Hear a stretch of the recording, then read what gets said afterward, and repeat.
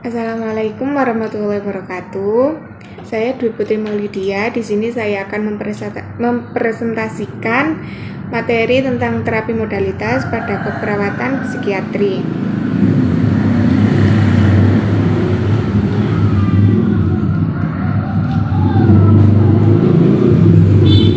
Nah, terapi modalitas itu dibagi menjadi 8 bagian. Yang pertama yaitu terapi kognisi atau terapi kognitif, yang kedua terapi perilaku, terapi logoterapi, terapi psikoreligius, terapi lingkungan, terapi keluarga, terapi kelompok, dan terapi individu. Untuk pengertian dari terapi modalitas itu sendiri yaitu istilah yang merujuk pada berbagai jenis terapi atau pendekatan terapeutik yang berbeda yang digunakan dalam bidang kesehatan, mental, dan rehabilitasi. Yang pertama yaitu terapi kognitif. Definisi dari terapi kognitif ini yaitu salah satu jenis psikoterapi yang menekankan dan meningkatkan kemampuan berpikir yang diinginkan dalam kurung positif dan merubah pikiran-pikiran yang negatif menurut Body dan Nihart 1998.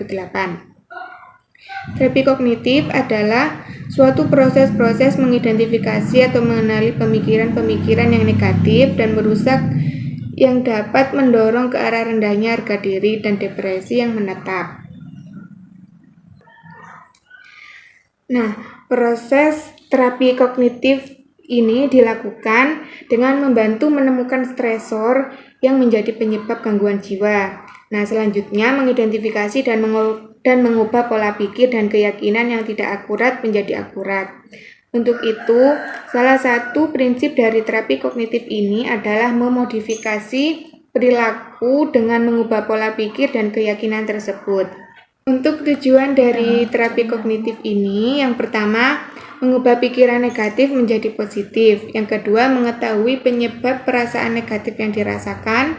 Yang ketiga, membantu mengendalikan diri. Dan yang terakhir, pencegahan dan pertumbuhan pribadi. Untuk indikasi dari terapi kognitif ini yaitu depresi dan masalah psikiatrik lainnya, misalnya panik, masalah pengontrolan marah dan pengguna obat, HDR, RBD, dan ketidakberdayaan. Selain itu juga efektif pada gangguan makan, seperti bulimia, anoreksia nervosa, gangguan kepribadian.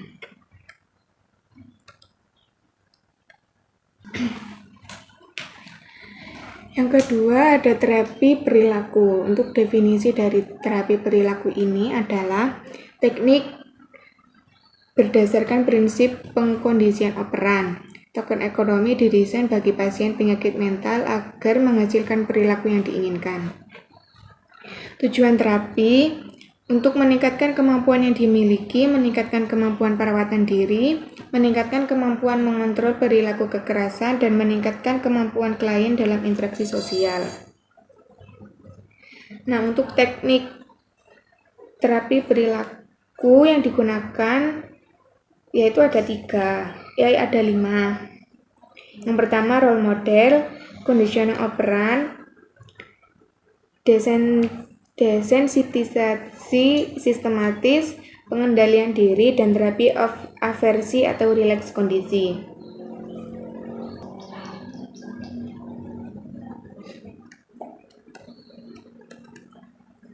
Lalu indikasi dari terapi perilaku ini yaitu dengan masalah skizofrenia, dengan masalah defisit perawatan diri, perilaku kekerasan, isolasi sosial, halusinasi, dan depresi dengan gejala HDR.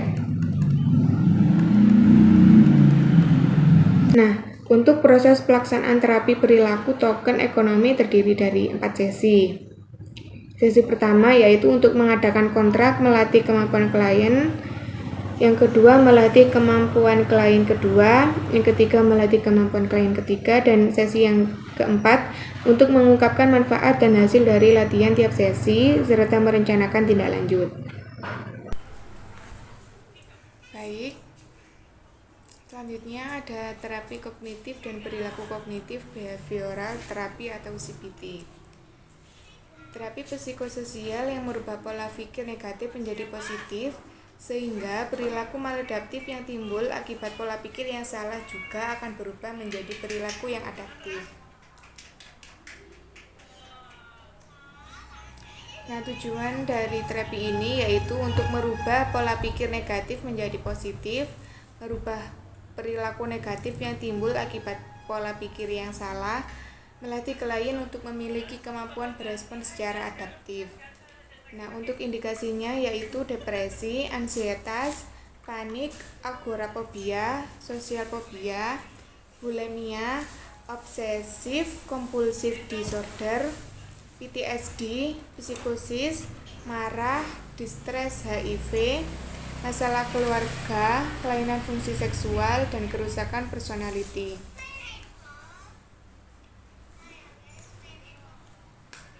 Untuk sesi terapi dari terapi ini yaitu sesi pertama, mengidentifikasi peristiwa yang tidak menyenangkan, mengidentifikasi pikiran otomatis negatif, mengidentifikasi perilaku negatif, dan melawan pikiran negatif dan merubah perilaku negatif pertama.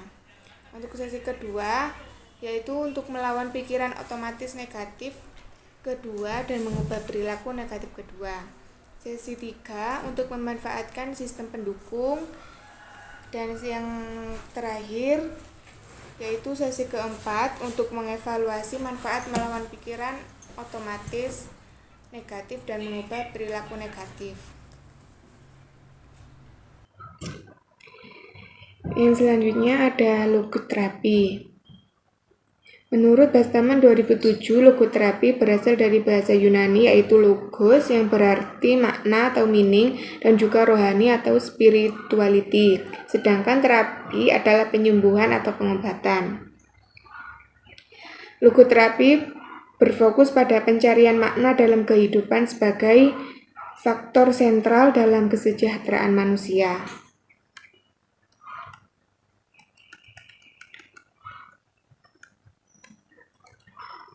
Nah, tujuan dari logoterapi ini untuk membangkitkan atau kemauan untuk bermakna dalam diri individu, membantu menemukan makna hidupnya saat mengalami kesukaran, menggunakan kejengkelan dan penderitaannya sehari-hari sebagai alat untuk menemukan tujuan hidupnya. Teknik medical ministry dalam logoterapi ini yaitu menggunakan merenungkan penderitaan atau mengingat kembali suatu penderitaan, bagaimanakah perasaannya, bagaimanakah perasaan sekarang atas pengalaman itu, pelajaran apa yang kita peroleh. Nah, yang selanjutnya yaitu membandingkan penderitaan dengan menghubungi kenalan yang pernah mengalami penderitaan yang sama dan telah berhasil mengatasinya. Menanyakan pelajaran dan hikmah apa yang diperoleh dan membandingkan dengan keadaan yang sekarang.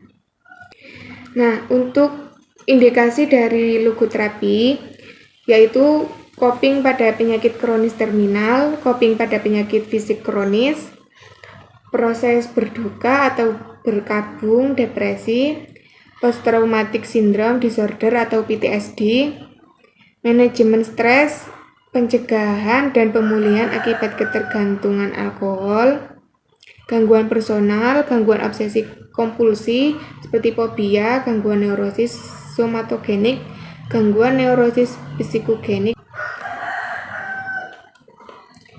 Selanjutnya yaitu terapi lingkungan. Terapi lingkungan adalah jenis terapi yang dilakukan dengan modifikasi lingkungan sosial klien atau kelompok. Nah, modifikasi lingkungan ini bertujuan untuk meningkatkan pengalaman kehidupan yang lebih positif dan adaptif. Jadi, terapi lingkungan itu yaitu terapi yang dilakukan dengan cara mengubah atau menata lingkungan agar tercipta perubahan perilaku pada klien dan perilaku maladaptif menjadi perilaku adaptif. Nah, proses terapi ini dilakukan dengan mengubah seluruh lingkungan menjadi lingkungan yang terapeutik untuk klien. Dengan lingkungan yang terapeutik akan memberikan kesempatan klien untuk belajar dan mengubah perilaku dengan memfokuskan pada nilai terapeutik dalam aktivitas dan interaksi. Nah, dengan terapi lingkungan ini, klien bisa belajar keterampilan baru seperti menaati aturan yang tertentu. Selain itu, klien belajar untuk mewujudkan harapan dari lingkungan sekitar yang telah disepakati bersama, serta belajar untuk menghadapi dan menyelesaikan tekanan dari teman atau pergrup, serta belajar berinteraksi dengan orang lain. Maaf.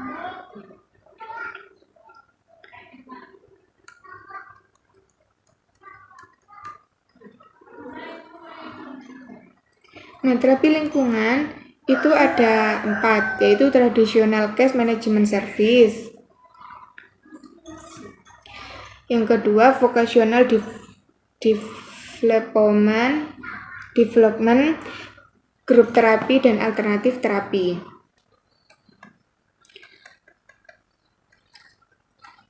Prinsip dasar dari terapi lingkungan yaitu untuk memfasilitasi klien dalam berhubungan dengan kelompok, lingkungan sosial, dan masyarakat di sekitarnya. Lalu tujuan dari terapi lingkungan ini yaitu untuk klien mampu beradaptasi dengan situasi baru serta memahami dengan baik implikasi perilaku berkaitan dengan status emosional dan psikososial yang dihadapi, seperti yang telah saya sampaikan yang tadi. Jenis kegiatan dari terapi lingkungan ini yaitu terapi rekreasi, terapi kreasi seni seperti menari, musik, menggambar atau melukis, dan biblioterapi, terapi dan pelan terapi.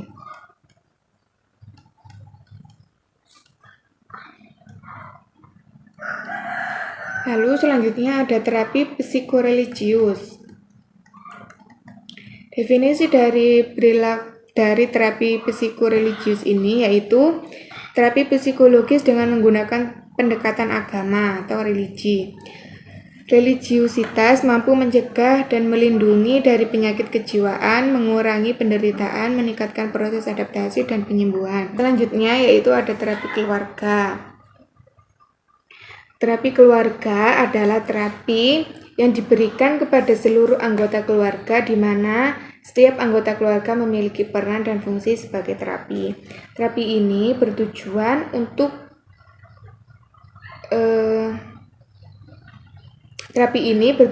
agar keluarga mampu melaksanakan fungsinya dalam merawat klien dengan gangguan jiwa. Nah, untuk itu, sasaran utama dari terapi jenis ini adalah keluarga yang mengalami disfungsi, yaitu keluarga yang tidak mampu melaksanakan fungsi-fungsi yang dituntut oleh anggotanya. Nah, tujuan untuk mencegah kekambuhan penyakit jiwa dalam membantu klien pada proses penyesuaian kembali setelah selesai program pengobatan. Tahapan terapi keluarga yang pertama permulaan hubungan dan menjalin trust. Yang kedua pengkajian dan perencanaan. Yang ketiga implementasi dan tahap kerja. Dan yang terakhir evaluasi dan terminasi.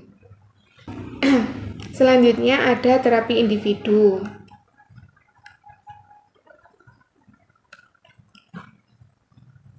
Terapi individu adalah suatu hubungan yang terstruktur dan terjalin antara perawat dan klien untuk mengubah perilaku klien, di mana hubungan yang terjalin merupakan hubungan yang disengaja dengan tujuan terapi, dilakukan dengan tahapan sistematis atau terstruktur, sehingga melalui hubungan ini diharapkan terjadi perubahan tingkah laku klien sesuai dengan tujuan yang ditetapkan di awal hubungan.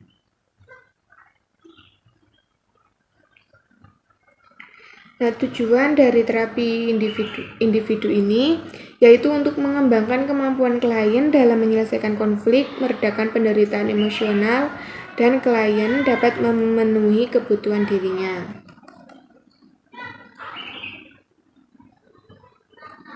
Nah, tahapan hubungan dalam terapi individual yaitu meliputi yang pertama tahap orientasi, yang kedua tahap kerja, dan yang terakhir tahap terminasi. Nah, untuk tahapan orientasi ini dilakukan ketika perawat pertama kali berinteraksi dengan klien. Pada tahap ini, tindakan yang pertama kali harus dilakukan oleh pembina hubungan saling percaya dengan klien. Jadi, tahapan orientasi ini membina hubungan saling percaya antara perawat dengan klien. Yang kedua, ada tahapan kerja. Pada tahap ini, perawat memiliki peran yang sangat penting sebagai seorang terapis dalam memberikan berbagai intervensi keperawatan. Nah, pada tahap ini, klien dibantu untuk dapat mengembangkan pemahaman tentang dirinya dan apa yang terjadi dengan dirinya. Selain itu, klien didorong untuk berani mengubah perilaku dari perilaku maladaptif menjadi perilaku adaptif. Yang terakhir ada tahapan terminasi.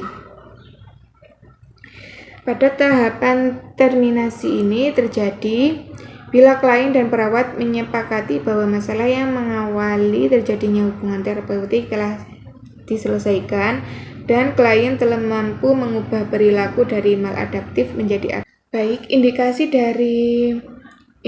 dari terapi individu ini yaitu dengan masalah hubungan sosial, anger management, kesedihan maladaptif atau depresi, masalah komunikasi, kecemasan atau panik, perasaan putus asa, masalah gangguan tidur atau makan, berduka dan penyalahgunaan atau ketergantungan obat. Yang terakhir ada terapi aktivitas kelompok. Nah, terapi kelompok merupakan suatu psikoterapi yang diberikan kepada sekelompok pasien, dilakukan dengan cara berdiskusi antar sesama pasien dan dipimpin atau diarahkan oleh seorang terapis atau petugas kesehatan jiwa yang telah terlatih.